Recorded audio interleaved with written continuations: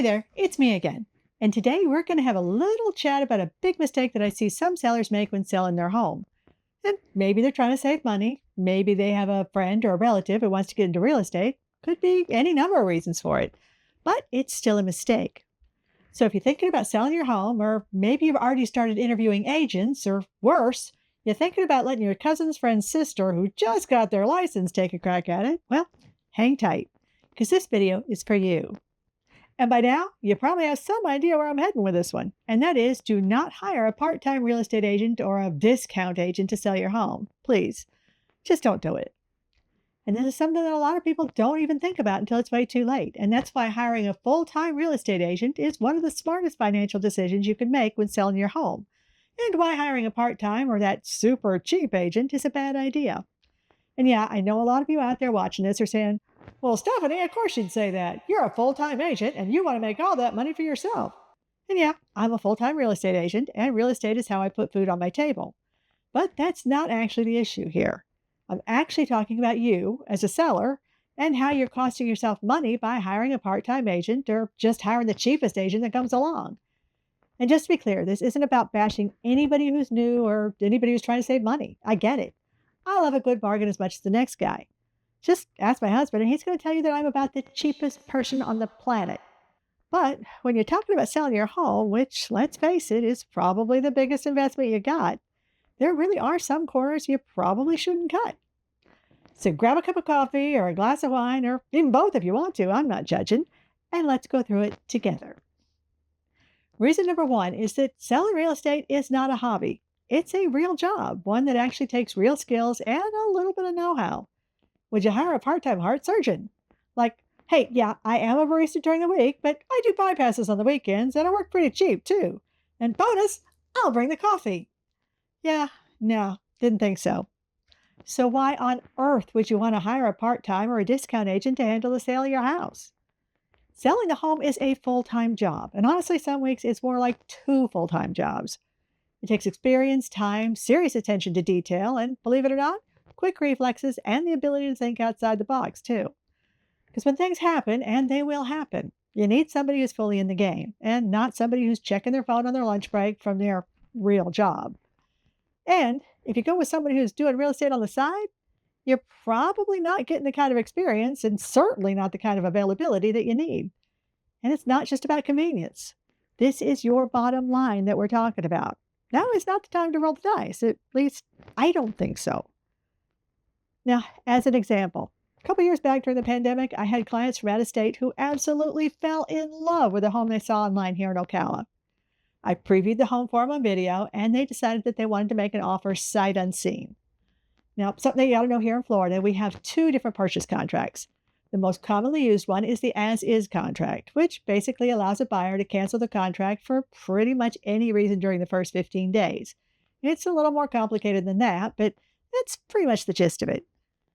Now, the other option is the standard contract, which is way more binding on the buyer and allows almost no way to back out. So anyway, my clients really wanted this house, and we knew going in that any offer had better be pretty attractive to the seller.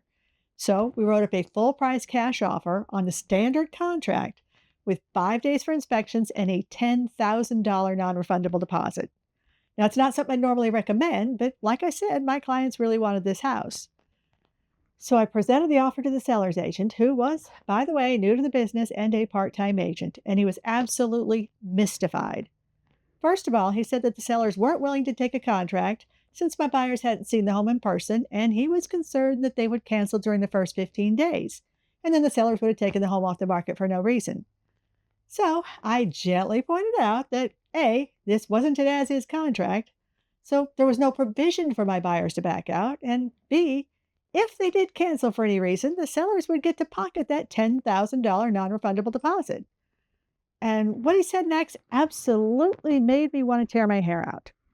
He told me that he'd never even seen the standard contract before, and that he wasn't comfortable using it. So unless my buyers could get on a plane and see the house in person before submitting another offer on an as-is contract, he was advising his sellers to refuse. And we went round and round and round, but there was absolutely no convincing him. This agent had never even seen one of the only two residential contracts that we use here in Florida. He was a part-time agent. And in case you're wondering, my clients found another home that they loved even better, and the original home eventually sold to somebody else for $20,000 less than my clients had offered. So having that part-time agent cost those sellers $20,000. And they'll never even know that, all because their agent was brand new and didn't understand the standard real estate contract and how it works. And the word discount doesn't mean free. It just means less. Because let's just get this out of the way right now. Cheap agents aren't working for free. They're just doing less. Less marketing, less communication, less attention, less effort. I've seen listings where the agent just uploaded a few badly lit, crooked photos from their phone and called it a day. Literally vertical orientation photos right from their phone. And sometimes they kind of get really artsy and cinematic with it, like I've literally seen listing photos of a vase on an end table posted in the MLS. Not the actual room the vase is in, just a photo of the vase on the end table. I mean, granted, it was a nice vase, but I have no idea what they were thinking. They obviously had no marketing plan, no social media strategy, just absolutely no strategy at all for selling the home. Just a for sale sign and a prayer. And listen, if your goal is to sell your house for less money in more time with more stress, by all means, go for the cheaper option.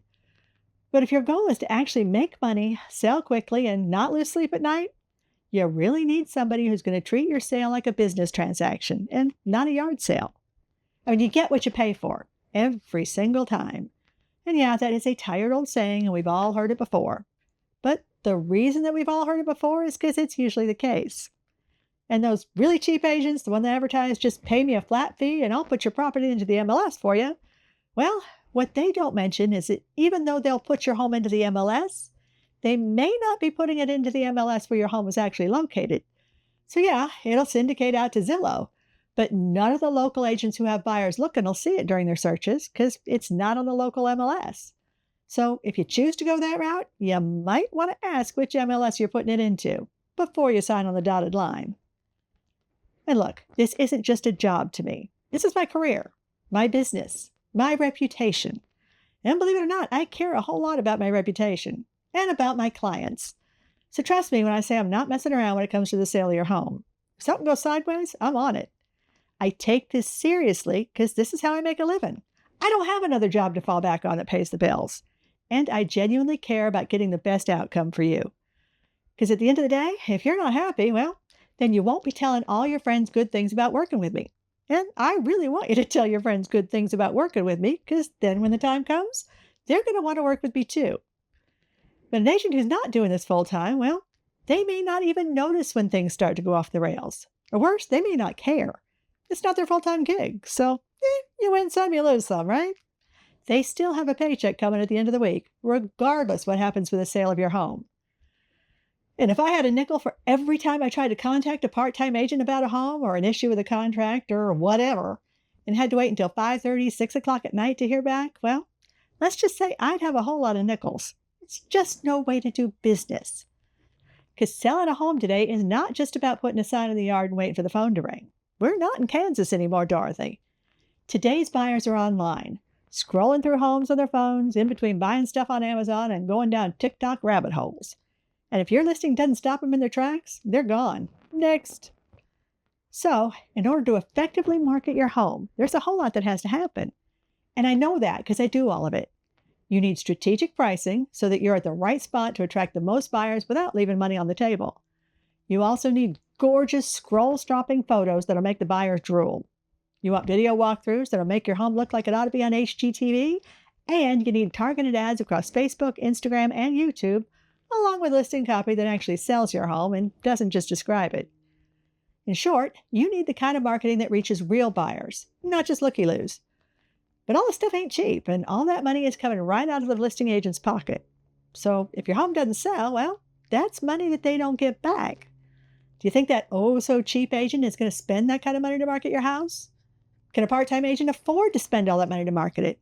Probably not. Hope is not a marketing strategy. Exposure is everything. And more exposure equals more offers equals more money in your pocket. It's simple math. Even I can do it. Now, everyone's obsessed with getting the highest offer. And don't get me wrong, that's great. But once you get that offer, that's not the end of the ballgame. It's more like the end of the first inning. You still got a whole lot more game to get through. And the real test, well, that comes after the offer is accepted. because this is where it can get messy. Inspections, appraisals, loan delays, last-minute cold feet. This is where deals can fall apart faster than you can say contract contingency. You need somebody who knows how to handle all that. Somebody who's been through it, who knows when to stand firm, when to flex, and how to keep the deal moving forward without sacrificing your bottom line. Because negotiation isn't about drama. It's about finesse, knowing when and where to push and when not to. It's an art and a skill, and you definitely don't want someone learning how to negotiate on your dime. Not to mention that you also want somebody who's available to put out those kinds of fires before they spread. And not an agent who doesn't even find out about things going wrong until after they get off work for the day when it's way too late to do anything to save the deal. A full-time agent like me is available, because this is my full-time job. If a buyer's agent calls me with a question about your home, I'm picking up the phone when it rings. Not later during my lunch hour, not after my shift, not tomorrow, now. Because you can't do this job on your lunch break or in between classes. And part-time agents usually have other obligations. I mean, that's why they're part-time. And that means they're not always available when things happen. And in this business, timing is everything. You need somebody who's in it full-time, who's available when things get real, and trust me, they will get real. They always do. You deserve to be a priority, and not just a part-time gig. You're trusting your agent with one of the biggest financial moves that you'll ever make. You don't want the sale of your home to be something that they handle in their spare time. You should be able to get your questions answered, feel supported, and know exactly what's happening every step of the way, not just from 5 p.m. to 10 p.m. A full-time agent is, or should be, available around the clock. And yeah, I truly appreciate being able to have normal business hours. But sometimes things happen that need to be addressed immediately, regardless of what time it is. And you gotta do what you gotta do. So when we're working together, you are my main priority. I stress, I lose sleep, I worry. And because I do all those things, you don't have to. You get to relax and know that things are going to get handled no matter what time of day it is. And now you're thinking, well, that's okay for somebody with a lot of equity, but I need to make every penny that I can. And let's face it, my cousin's sister's friend said they'd give me a real break. So let's just take a look at how that might work out for you. Say that you hire your cousin's friend's sister to list your home for sale. Let's say that market value is 400,000 bananas.